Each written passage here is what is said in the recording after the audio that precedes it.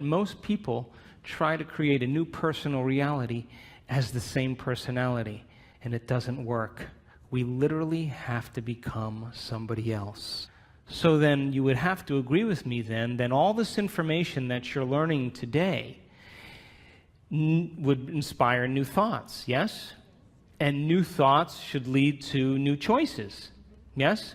And new choices should lead to new behaviors. And new behaviors should lead to new experiences. And then new experiences should create new emotions, yes? And new emotions should inspire new thoughts, and that's called evolution, yes? So then those emotions that Greg was talking about this morning, the majority of people in the Western world spend the majority of their life living by the hormones of stress. Now, stress is when your body's knocked out of homeostasis. The stress response is what your body innately does to return itself back to order. That's the first definition of resilience.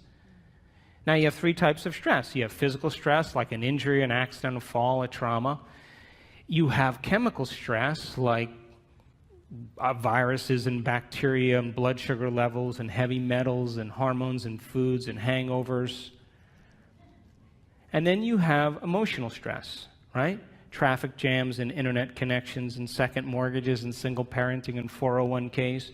And each one of those things knocks your brain and body out of balance. And all organisms in nature can tolerate short-term stress. If the deer gets chased by a pack of coyotes, if the deer outruns the coyotes, 15 minutes later it goes back to grazing and the stress is over. Human beings are different. We can turn on the stress response just by thought alone. You can begin to think about some future worst-case scenario, and because the privilege of human beings is that we can make thought more real than anything else, we can focus on that possibility to the exclusion of everything else. And you can knock your body out of physiological balance just by thought alone, and your body, as the unconscious mind, believes it's in that experience in the present moment. And we can unfold past bitter memories that are tattooed in the recesses of our gray matter, and like magic, we bring them to life, and in that moment, it's real. And so the hormones of stress long-term push the genetic buttons that create disease, and no organism can tolerate living in emergency mode for extended periods of time. So then think about this. You can turn on the stress response just by thought alone. How many people have done that?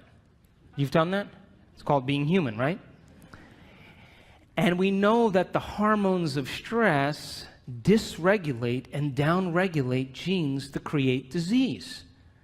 So that means then your thoughts can make you sick. So here's my question. If your thoughts can make you sick, can your thoughts make you well? I'm talking to the right audience. So then, the hormones of stress, though, give the body and brain a rush of energy. And it's like a narcotic. It becomes a drug. And people become very addicted to the adrenaline and the stress hormones. And they use the problems and conditions in their life to reaffirm their emotional addiction so they can remember who they think they are. The bad relationship, the bad job, the terrible circumstances, all of that is in place because the person needs that to reaffirm their emotional addiction. Because God forbid they couldn't feel anything. So then if the hormones of stress become like a narcotic, and you can turn on the stress response just by thought alone, then we could become addicted to our own thoughts. How many people are still with me? So then if you become addicted to your own thoughts, when it comes time to change, then you can understand then, just like an addict, the moment you're no longer thinking certain thoughts that are making certain chemicals for you to feel a certain way, and those feelings drive the same thoughts. You know, like if you have an insecure thought, you begin to feel insecure, right? Come on. And the moment you feel insecure, you're going to think more insecure thoughts, yes? And if you keep doing that for 20 or 30 years, it's going to feel pretty familiar, yeah? And then you're going to say, I am insecure. Well, whenever you say I am anything, what you're saying is you're commanding your mind and body towards a destiny. So if the body has been conditioned to the mind of insecurity, don't you think then the moment you're no longer going to think insecure thoughts and fire and wire those circuits in your brain and then produce the blend of chemicals for you to feel that way, don't you know your body is going to do what? It's going to look back up at your brain and say, hey, I modified my receptor sites for you. We've been doing this for 20 years. I'm counting on those chemicals coming. Now you're just going to stop? And it's going to start sending signals back to the brain. And the hardest part about change is not making the same choice as you did the day before. And so these people understood that their 20 years of hatred, or their 30 years of anger, or their 15 years of fear or insecurity was the very reason that they were sick. And because feelings and emotions are the end product of past experiences, and we can remember experiences better because we can remember how they feel, if the environment signals the gene and the environment produces a chemical reaction, then as long as you're feeling the same way every single day, there's no new information coming from the environment, and you keep signaling the same gene. How many people are with me? So then the emotions of anger and aggression and hurt and hostility and hatred and prejudice and fear and anxiety and insecurity and hopelessness and powerlessness and depression, guilt and shame, those are all familiar emotions to us because we've experienced the events correlated with them. How many people are still with me? And it's those emotions that are derived from the hormones of stress. And if you keep knocking your body out of balance, that imbalance becomes the new balance, and you're headed for some type of disease. And these people began to realize that they had to change that. And when we react to something or someone in our life, there's always a change in our chemical state. We're altered in some way. And if you don't know how to control your emotional reaction to that event in your life, and that chemical refractory period continues for hours or days, that's called a mood. What's wrong with you? I'm in a mood. Oh, really? Why? Thought you'd never ask. Well, this thing happened to me 5 days ago, and I'm living by the same emotional reaction. Now, if you keep that refractory period going on for weeks or months, that's called a temperament. Why is he so angry? I don't know. Why are you so angry? Well, this experience happened to me 9 months ago, and I'm living by the same emotional reaction. One long refractory period. And if you keep it going on for years on end, that's called a personality trait. And most people wear their emotions layer by layer, and they believe that's who they are. And there was an article in Scientific American just 2 months ago that scientists said that 50% of what you say about your past is not true. Because you're not the same person. You make up stuff. And so then, if feelings and emotions are the end product of past experiences, now stay with me. Did Greg say we need to think differently? Yes? So how many people in this audience believe that the way you think has something to do with your life? You do, yes? Okay, so feelings and emotions are the end product of past experiences, yes? You can remember experiences better because you can remember how they feel, yes? So then, if you can't think greater than how you feel, or feelings have become the means of thinking, are you thinking in the future or are you thinking in the past? And as long as you're thinking in the past, what are you creating more of? Quantum model of reality still applies. And so, if you're feeling the same way every single day, then according to our biological model, it means nothing new is happening in your life. Is that right? Because how many potentials exist in the quantum field? How many? So with every new experience, there should be a pretty good emotion, right? You should feel overjoyed or in awe and wonder. or excited or inspired or in gratitude or appreciation, an elevated emotion. But living by those same familiar emotions means nothing new is happening in your life, and the body as the unconscious mind, as long as we're living in the same familiar feelings, is believing it's in the same past experience 24 hours a day, 7 days a week, 365 days a year. And if the body's become the mind of that emotion, then the body literally is living in the past. And we can't create a new future holding on to the emotions of the past. So these people began to realize that no one or nothing was worth it. And that the hormones of stress endorse the ego for us to become selfish. Because when an animal is threatened by something in its external environment, the job of the organism in emergency and survival is to take care of the self. And we identify the self as a body in the environment and in time.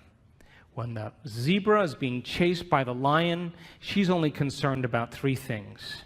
Her body, like I better take care of this, so I better put my attention on it. The environment, where am I going to go? And how much time do I have to get there? And when you and I live by the cocktail of those stress hormones, we obsess about our bodies, our hairstyle, our face, our weight, our problems, things in our environment, things we have, things we don't have, and we obsess about time. But that's not who you are.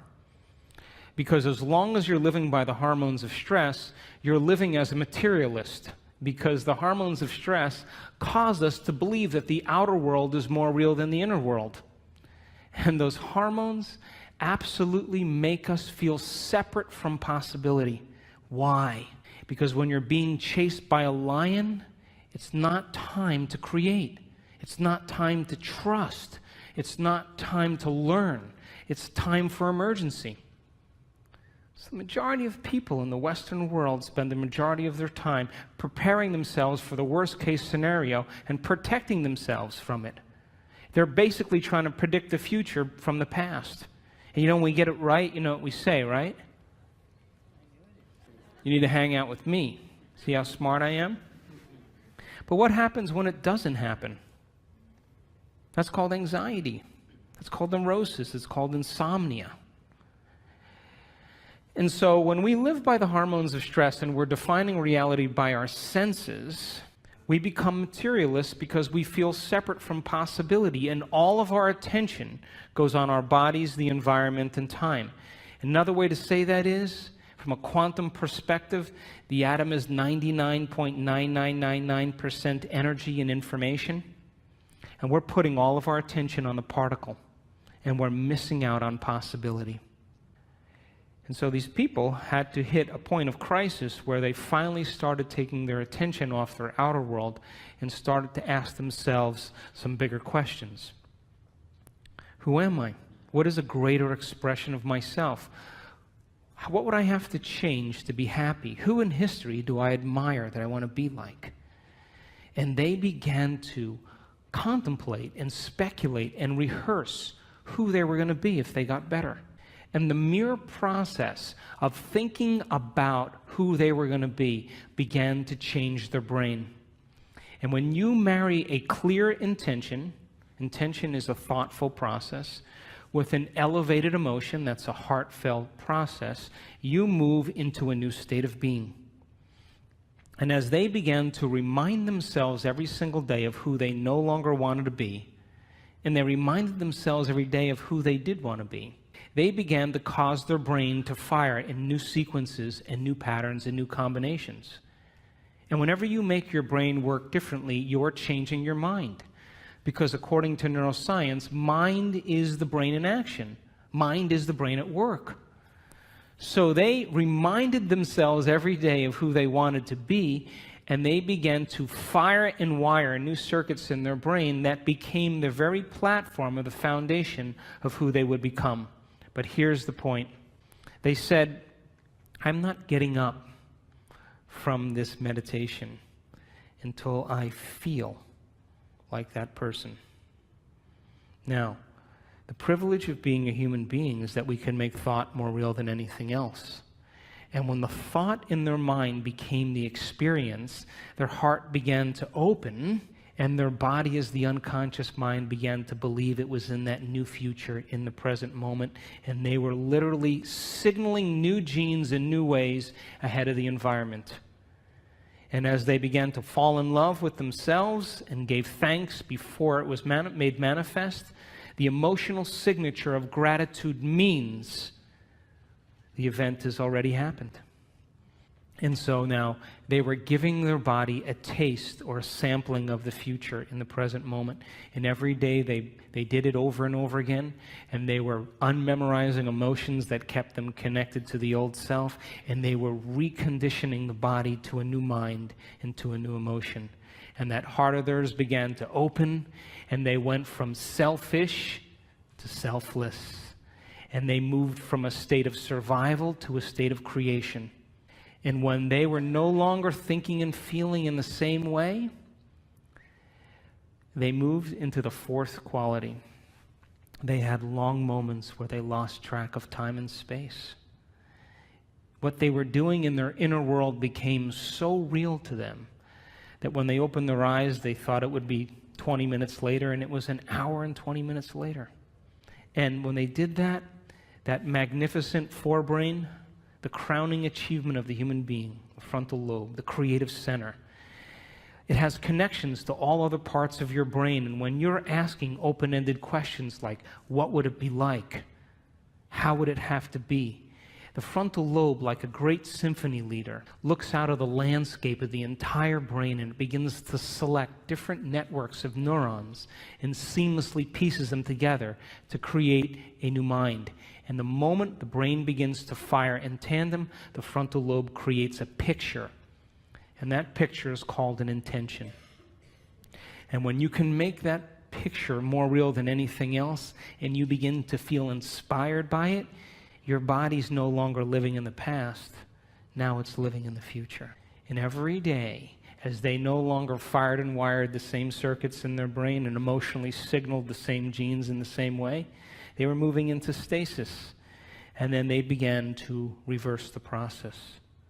And a new state of being is a new personality. And a new personality creates a new personal reality. So, after I wrote Evolve Your Brain, and after What the Bleep, you know the most common question people asked when I was traveling around the world? How do you do it? How do you do this stuff? Why is it so hard to change? I mean, what do you do? And so we started teaching workshops around the world, and we were doing introductory levels, and we were using science and brainwave technology and breaking it down, the heart coherence, so people could understand how powerful they really were. And so we started teaching these workshops after What the Bleep, and for the first year and about 3 or 4 months, guess what happened? Nothing. I don't know if if it was me or just whatever it was, but there wasn't a lot happening. And then after about 1.5 years or so, we started getting these emails. You know, people coming to the events, and the first line of every email was always the same. You're not going to believe this. My 20 years of hatred towards my father, you know, I just decided I didn't want to hate any longer, and my acid reflux went away. What do you know? Did I signal a new gene in a new way?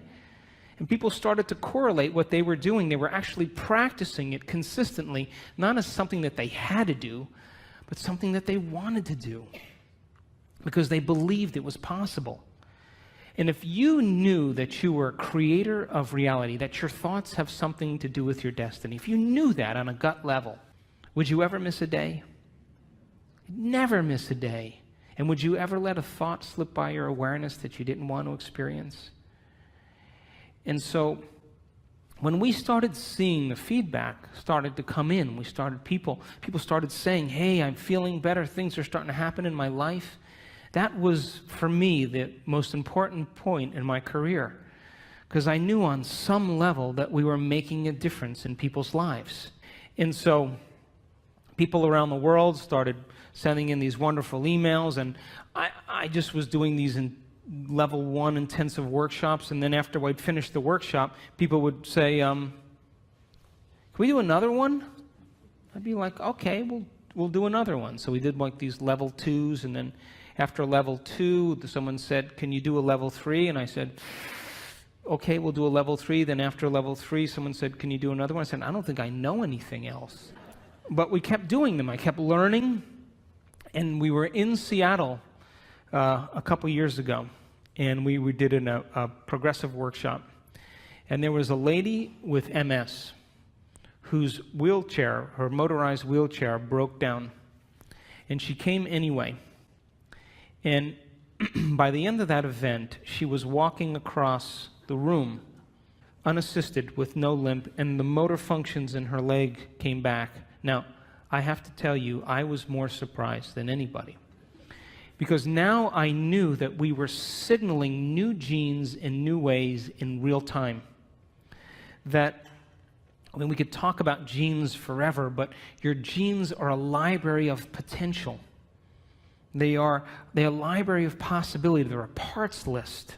And when you begin to do something differently, when you begin to think something differently, when you begin to experience something differently, when you begin to emotionally embrace something differently, you're literally changing your genetic expression. And when you turn on new genes or activate new genes, those genes turn on to make new proteins. So then, people were literally turning the genes off or down-regulating the genes that had to do with their disease and up-regulating new genes right in their meditation, and their body began to change before our eyes. We did another event then, a few months later, and another lady with MS was dancing around the front of the room. Now, there's a scientific part of me that I just couldn't overlook this.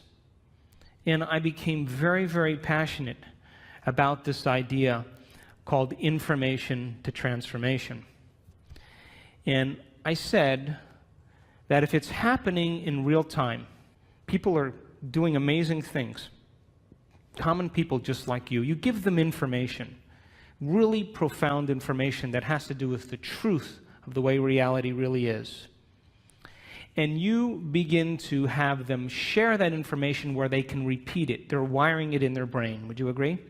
If you can repeat something, it's in there, yes? The latest research that was done by Kandel, the Nobel Prize laureate, he said that when you learn a new bit of information, you double the connections in your brain in certain areas from about 1,300 to 2,600 new connections. As a matter of fact, every time you learn something new, you're making a new connection in there. That's what learning is. So he saw that you increase the number of connections in your brain just by learning a few bits of information, but if you don't revisit that information and review it, those connections prune apart within hours, within days. So it's important then for students to be able to learn the information and then repeat it. And then that information, then there should be some instruction, and to demystify it so that they can understand that they can have a new experience. And that new experience should produce some type of transformation. And if it's happening in real time, we should measure that transformation in our seminars. And if we can measure that transformation and begin to interpret it, synthesize it, all of that information then that we've measured is more information to teach transformation better. And if people continue to transform and we measure it, that's more information to teach transformation, and we begin to close the gap between knowledge and experience. How many people are with me? So this year, in February, we did our first advanced workshop, and we had people from all over the world come, and it was in Carefree, Arizona.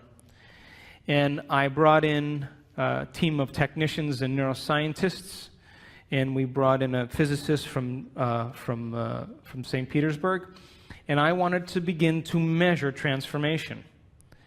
And we measured the energy field of the room, because everybody says, oh, wow, the energy was really great in the room. Well, I wanted to see if there were physical changes taking place in the room. I wanted to measure the energy field around people's body. That if photons become excited and you begin to experience elevated emotions, emotions are just energy. And as Greg talked about, the coherence that's created from an elevated emotion broadcasts a signal into the field that is feet to meters wide. And then if we could measure all of those things and we can consistently have people retreat from their life for 4 days to no longer return back to the same environment that reminds them of who they think they are. So for 4 days, people retreated from their world. And we started at 6 in the morning, and we went till around 6 or 7 at night. And these people were passionate about transformation. And we recorded amazing things. And I'm going to show you some of those pictures after we take a break. But it begs the question then, if your personality creates your personal reality, and you walk back into your life every single day, and you see the same people, and you go to the same places, and you do the same things at the exact same time, then it's your external environment that's turning on different circuits in your brain, causing you to think equal to everything that you know. And as long as your same environment reminds you of who you are, and you're thinking equal to your environment, then your personal reality is creating your personality. And there's a dance between the biology in your inner world and the experience in your outer world, and that tango is called karma. So then to change then is to be greater than your environment, to be greater than the conditions in your world, to be greater than the circumstances in your life. And every great person in history knew this, whether it was William Wallace or Mahatma Gandhi or Joan of Arc or Martin Luther King, the Wright brothers, to have a vision, an idea, a dream, and to begin to no longer keep doing the same things, as Greg said, because all of the adversity in our life is to initiate us into greatness. It's to call out something greater in us. And so these people retreated from their life for 4 days, and they took away the constant stimulation that reminded them of who they were long enough to change their brain and body to be ahead of their environment. And so we measured some amazing things in these people. We saw people with chronic diseases all of a sudden have normal bodies again. We've had people in our work that were diagnosed with rare genetic disorders. My thinking was, if I knew the things from the people that had spontaneous remissions that I studied, what those commonalities were, we should be able to reproduce them, right? So that's why we developed the model of transformation in our workshops. I just did what people already knew how to do and just used the science to explain it. But we had to get people to reproduce it, because anything that's repeatable is a scientific law, or verges on a scientific law. So I wanted to see if we kept doing it, if we were able to produce some type of consistent change. And we started to see some pretty amazing things take place. We did a second event in July of this year, and we partnered with HeartMath Institute, and people wore the monitors for 24 hours, and we were measuring heart coherence with brain coherence. And I'll show you some pictures of some amazing people that sustained heart coherence for hours. It became a skill. As Greg said, once you know how to do it, you know how to do it. So when we live by the hormones of stress and all of the energy goes to these hormonal centers and away from the heart, of course the heart is going to be the first organ that's starved of energy. And when we live by the hormones of stress, we will always try to force the outcome. We'll always try to push and make it happen, because we are matter trying to change matter. And one of the things I learned in studying people that did amazing things in these workshops is I watched a lady for a whole hour. I watched her brain on the scan, and her brain was working so hard.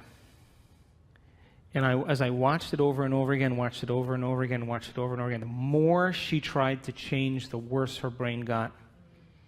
And I went up to her afterwards and I said, how was that for you? And she said, I had the worst meditation of my life. And something clicked in me in that moment, and I knew that most of us, we try to use our brain to change our brain. We try to use the ego to change the ego. We try to use the program to change the program, and it only endorses it. And in that moment, something clicked, and I knew that they had to become pure consciousness, that they had to get beyond their body, get beyond their environment, and get beyond time. Because when you become pure consciousness, and we have all the biological and neurological machinery to do this, by the way, you come preloaded with everything you need. You don't need anything else. That when you forget about yourself, when you become nobody, no one, no thing, nowhere, no time, and you become pure consciousness, a thought impossibility. The moment you are consciousness, now you have dominion over your body. Now you can change something in your environment, and now you can create some future time. And the moment we saw people become pure consciousness, and we will talk about that after the break, the brain naturally gets organized. The hormones of stress, when we are under the gun of the fight or flight nervous system, the brain and the heart move out of rhythm. It's like a group of people playing the drums all at the same time with no rhythm. It's noise. And that's what happens to the neural network in the heart and the neural networks in the brain. And they actually, if you saw the brain on a functional scan, it begins to compartmentalize. Different compartments of the brain are no longer communicating with each other because different communities are saying, hey, it's not a time to communicate now. There's a tiger on our back here. We got to run. And so the long-term effects of stress causes the brain to move into what's called high beta brainwave patterns, like driving your sports car in first gear. And different compartments of the brain no longer communicate with each other. And if you were to measure that on a brain scan, it's very erratic patterns. The moment you become pure consciousness, you forget about yourself. That's my definition of creation. The moment that happens, the brain goes, thank God he's out of the way. Now I can get organized again. The operator is finally gone for a few minutes. And we started in that event, in that February event, teaching people how to become pure consciousness. And when that happened, we saw their hearts get highly coherent. We saw their brains get highly coherent. And it's kind of an irony. If you want to change something about your body, you got to forget about your body. You want to change something, problem in your life, you got to forget about your life. You want to create some future time, you have to forget about time. And you have to become no face, no gender, no profession. You have to become pure consciousness. And we saw it over and over again that 91% of our people that had their brains scanned in our first event had a more than 80% change in their brain for the better. And there was no drugs, there was no, therapies. They just went through the process of observing their thoughts and becoming conscious of their unconscious thoughts because they're no longer being distracted by their environment. Pay attention to their behaviors and their actions and look at the body as the mind and the emotions and master that. In the first day, the energy in the room, we measured it. Guess what happened to it? It went down. Because people were breaking all their emotional ties to their known familiar life. But when we went to that next day and they became pure consciousness, the energy in the room began to rise. And when we saw that, it was miraculous. And we measured the energy as it began to continuously improve.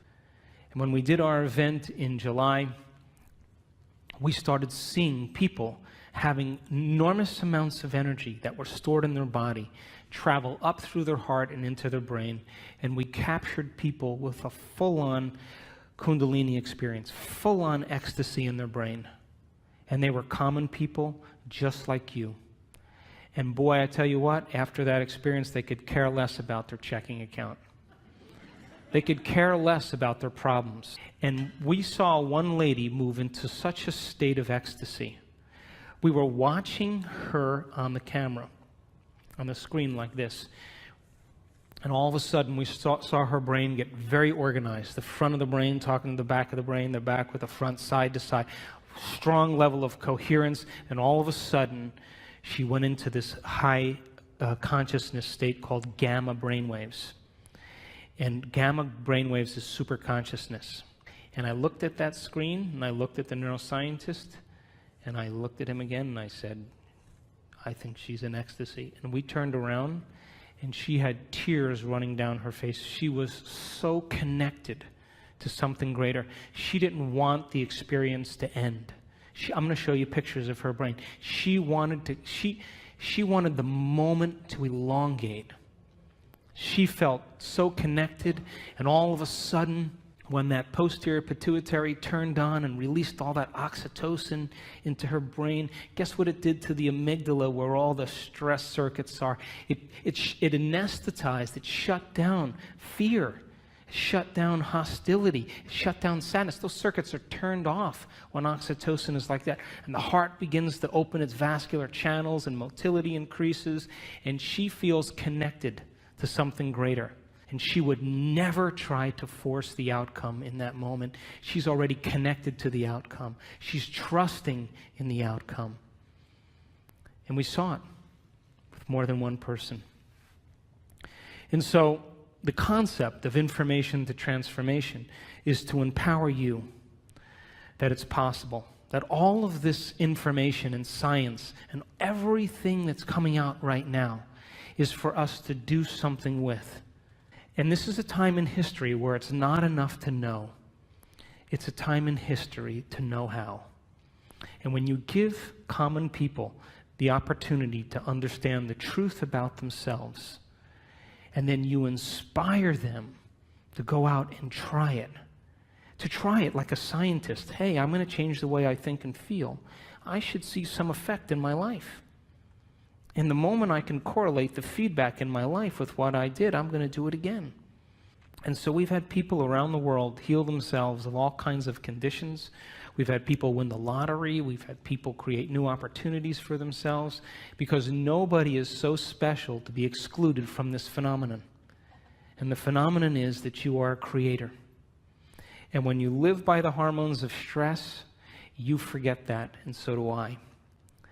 And when we live by the hormones of stress, we are always trying to change matter by being matter. We're being a brain trying to change a brain. We're being matter trying to change something in our life. But when people begin to understand how to apply these principles and they begin to practice them and make them a skill, and the more you practice it, the better you get at it. So think about this. What if you woke up in the morning, and instead of getting out of bed and doing the same thing as you did the day before and going through the same routine as you did for the last 5 years, what if you woke up in the morning and you place your hand over your heart and you say, I'm going to teach you what it feels like to be noble today. I'm going to train you to know what abundance is. And you begin to marry a clear intention with an elevated emotion, and you memorize that feeling, and you're able to maintain that modified state of mind and body your entire day, get ready. Because something unusual is going to happen in your life. That's the law. And the hardest part about all of this, hardest part, is simply making the time to do it. Making time for our precious selves.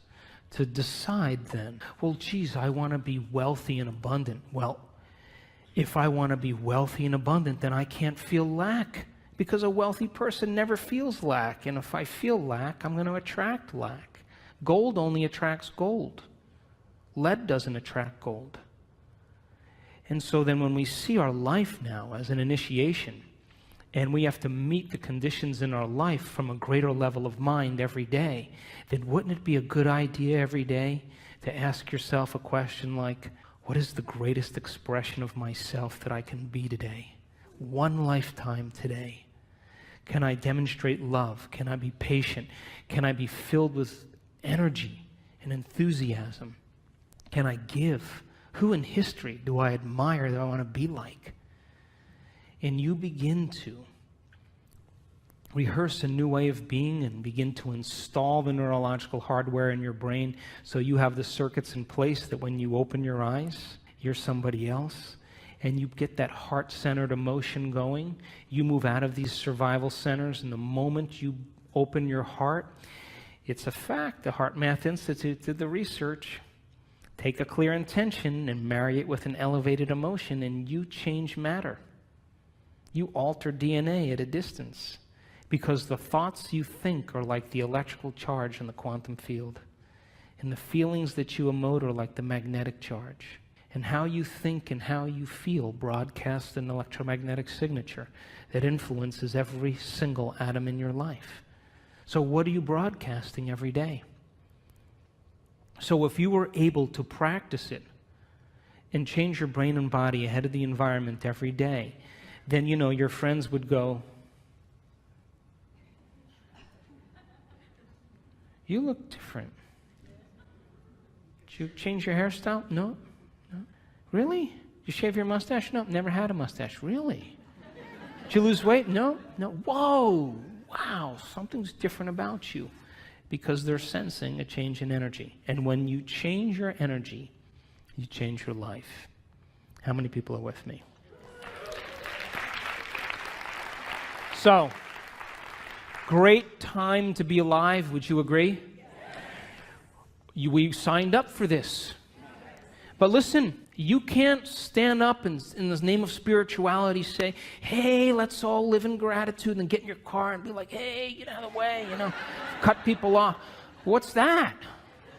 That's like, eating a delicious, vegetarian organic breakfast and then spending the rest of your day eating junk food.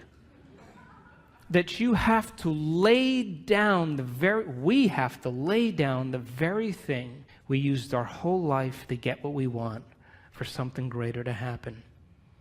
And it means that all of the conditions in our outer world somehow reflect some aspect of us.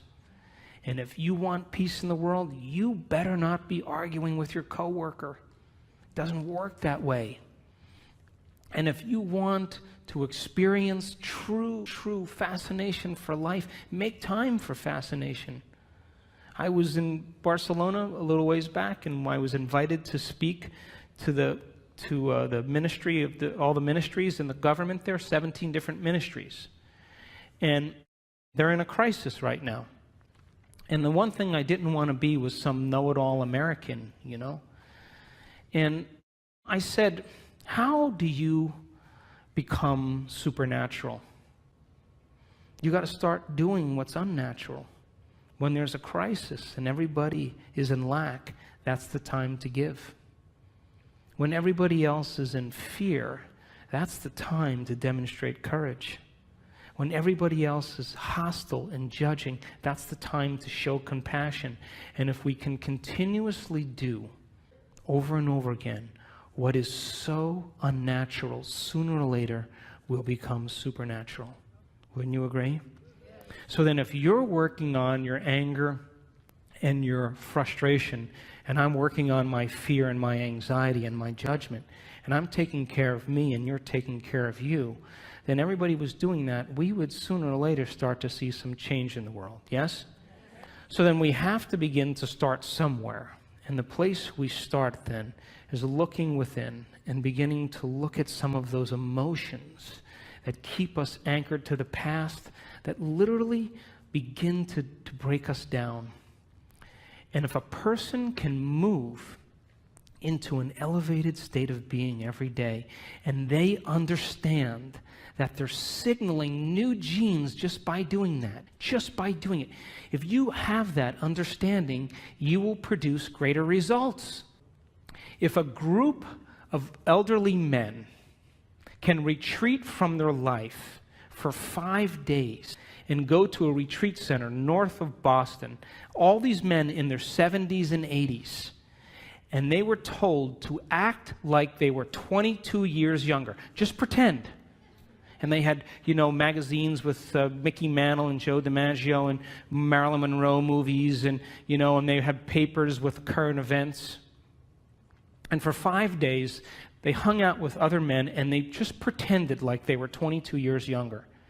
They took height measurements, weight measurements, range of motion measurements, finger length measurements, extremity measurements, and cognitive tests. At the end of 5 days, guess what? 60% better scores on cognition. Finger lengths, all of them longer. Range of motion, all improved. Some of them were playing touch football again without their canes. Who are you pretending to be?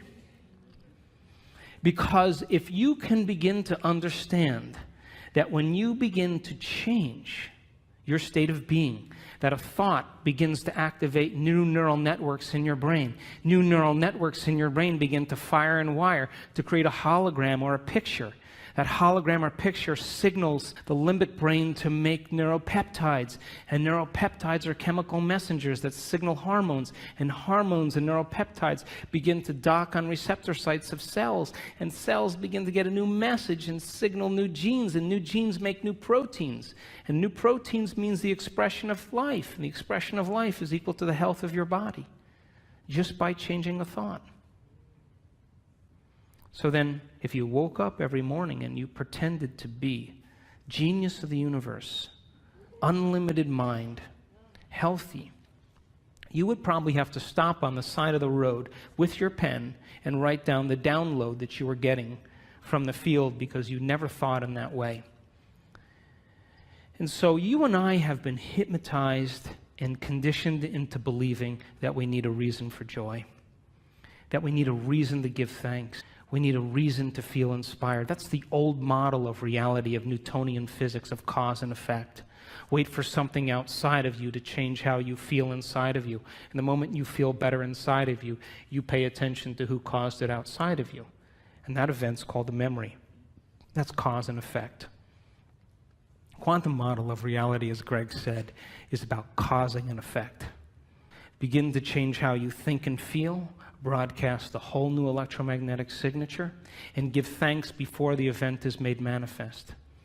Materialists would never do that, but the quantum mind, the immaterialist, always does that, because the moment you begin to observe a new future, that's called intention, with an elevated energy, you are causing infinite waves of possibility to begin to collapse into new patterns of information called your life. But if you're observing your life from the same level of mind every day, and you begin to anticipate the next experience based on your past, I'm curious, tell me where the unknown is going to show up in your life. Is there any room for that? It would just be too inconvenient. The alien ship landed in the back. Are you kidding me? Dancing with the Stars is on tonight. Can they come back tomorrow? I'm busy. This is inconvenient. So this is a time in history where we have to meet these challenges with a greater level of mind. And we can't keep doing the same things, thinking the same thoughts, performing the same actions, and living by the same emotions and secretly expecting our life to change. We have to meet all of these challenges, and we have to be the heroes and the heroines that begin to leave a legacy in this particular time. There's a stigma that you and I have been conditioned into believing that all leaders get it in the end. Abraham Lincoln, Martin Luther King, William Wallace, Joan of Arc, they all got it in the end. It's a subconscious conditioning that leaders somehow pay the price with their life. You ever see a group of birds that all move in the same direction? You ever see the fish that all swim in the same? If you study that phenomenon in biology, that's called emergence. You would think that there's a leader, like it's a top-down phenomenon. Turns out there's no leader. It's a bottom-up phenomenon. Everybody is leading. There's one mind, one consciousness. So you can't take out all leaders if everybody's leading now, could you? So this is a time in history where emergence is the model, that we have to lead by example. And all of this information is to empower you to understand that it's possible.